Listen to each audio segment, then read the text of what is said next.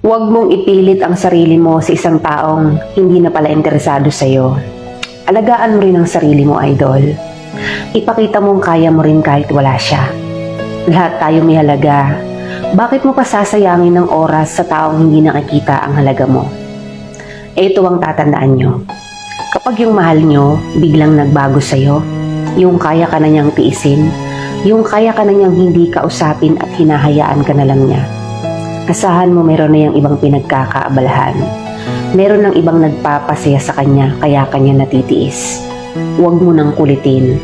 Dahil kung totoong mahal ka niyan, kahit gaano pa siya ka-busy, hindi ka niya kayang tiisin. Real talk lang yan. Magising ka sa katotohanan. Bakit mo pinagpalit ang matagal nating pagsasama?